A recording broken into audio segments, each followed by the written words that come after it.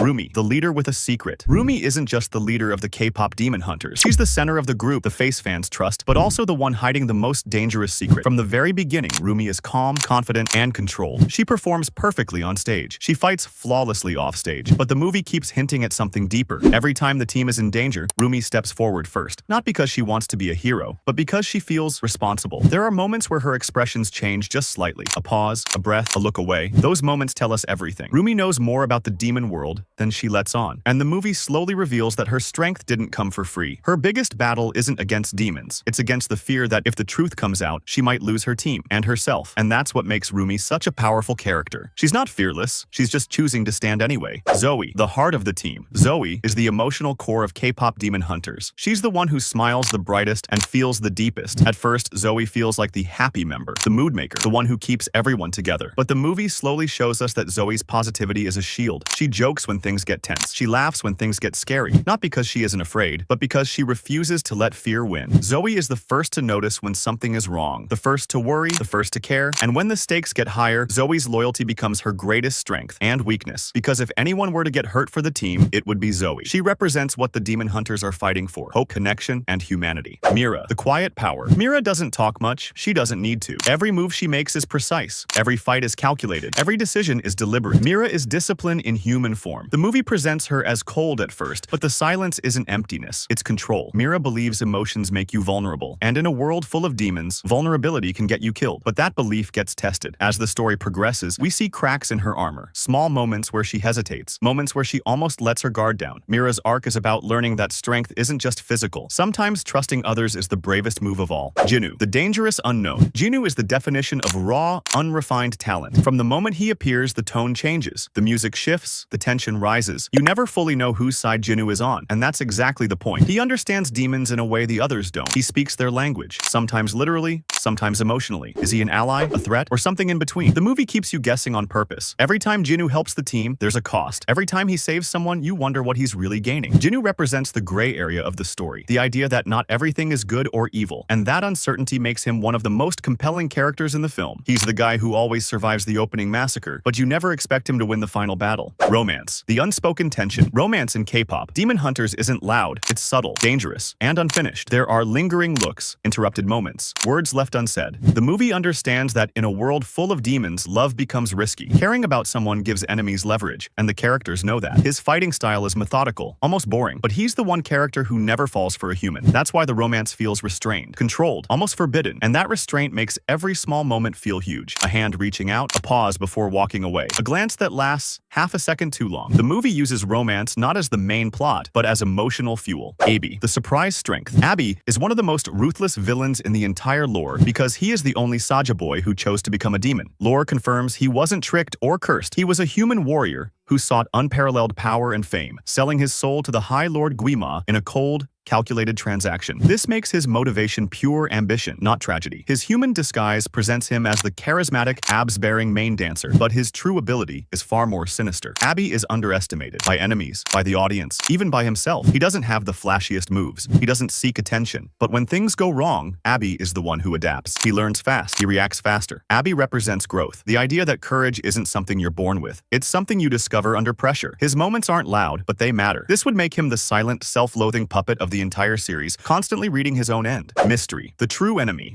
Mystery is the central villain of the entire cinematic universe, and his genius is his patience. He didn't burst onto the scene. He built the scene. His power is purely psychological. It's uncertainty. Who can you trust? What's real? What's being hidden? The movie constantly feeds you answers, then takes them away. Every reveal creates two new questions. Every truth uncovers a deeper lie. That mystery is intentional. It keeps you watching, keeps you guessing, and it mirrors the character's own confusion. They don't have all the answers, neither do we. Baby Saga, the poet of shadows. Baby Saga is confirmed in the lore as one of the demons recruited by Jinu and Guima to form the Saga Boys, the demonic K-pop group. He is not a reactor accident victim. Although he presents as the cute youngest member, he is one of the most volatile and dangerous. Fan theories suggest he was once a human who made a deal for eternal youth before being turned into a demon. The poet of shadows, or Aura Blank, is a demon whose power is generating an aura of spiritual silence and utter normality, making him completely undetectable to demon hunting senses like Rumi's or Mira's. He appears to them as an empty, benign space, allowing him to bypass defenses. In his lore, this name refers to his mastery of psychological warfare. He weaponizes the appearance of innocence to whisper subtle, manipulative suggestions that plant shame and doubt directly into human hearts. K-pop Demon Hunters isn't just action and music, it's identity, trust, secrets, and sacrifice. Each character carries a piece of the story, and together they create something unforgettable. And the scariest part? This story doesn't feel finished.